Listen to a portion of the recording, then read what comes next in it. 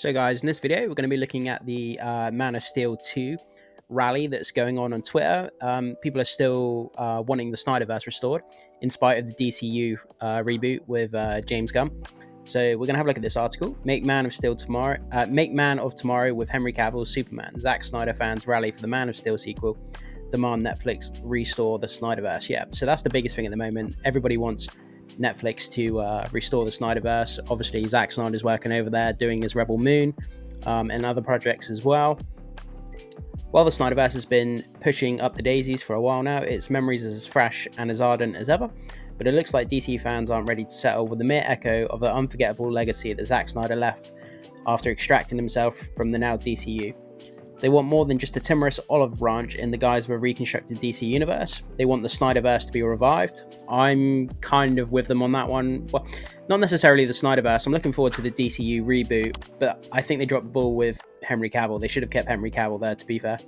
What's more, they want a Man of Steel sequel of Henry Cavill Superman. Exactly what I was just saying. I completely agree with them there.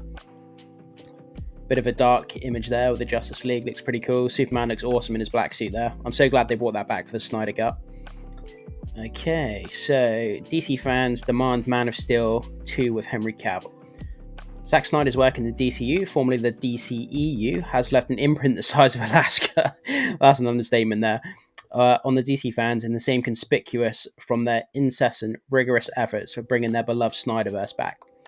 That's not all though, because they are loyal to a fault with Henry Cavill's Superman. I'm exactly on board with that. He was the perfect guy to play Superman. He could have played Superman for many more years. And they dropped the ball. I think he will return in an Elseworlds film at some point, or cameo in the DCU. I hope he does. When Cavill returned to DC, albeit briefly, fans were convinced that the Man of Steel sequel they'd longed for all these years would finally happen. That's when he made his cameo appearance at the end of Black Adam. And obviously he came out on Twitter and said that he was playing Superman again, only to find out that obviously he wasn't playing it again. So it's been a bit of a roller coaster when it comes to Henry Cavill. But their hopes were snuffed out when the studio's CEO announced plans for a younger Superman. I think that's a big mistake, which meant relinquishing Cavill's Clark Kent. Ever since then, though, fans have been relentlessly pursuing the prospect of a Man of Steel 2 with a 39-year-old Dawn of Justice actor Superman, and Twitter is brimming with the pleas and demands concerning the same. So we're going to go down now and have a look at some people's Twitter accounts and their tweets and what they're saying about the Man of Steel 2. So Sammy Snyder Queen says, keep the energy going at Netflix, make Man of Tomorrow with Henry Cavill, hashtag sell Snyderverse to Netflix. That's the biggest thing at the moment. People want to, they want the Snyderverse sold to Netflix, but it's never going to happen because with them trying to reboot the DCU, they're not going to try and undermine themselves, are they? But having a separate DC universe on Netflix, it wouldn't make sense from a business perspective, I don't think. We want Henry Cavill as Man of Tomorrow. Restore Snyderverse, Henry Cavill Superman. You can see the hashtags here. Superman looking good in his black suit. Henry Cavill Superman. Make Man of Steel 2 with Zack Snyder and Henry Cavill. And some nice pictures here with behind the scenes of Snyder and Henry Cavill. Geeking around. Second order of business, restore the Snyderverse. And then obviously we've got a little video down here with Snyder. It goes without saying, execs should have no hand to restore the Snyderverse given their track record, giving Zack Snyder a free hand to conclude the saga. So the online campaign released the Snyder Cut first kicked off with the idea of reviving the Snyderverse into motion. Fans practically beseeched Zack Snyder to release his version of the Justice League because they couldn't stand Joss Whedon's atrocious take.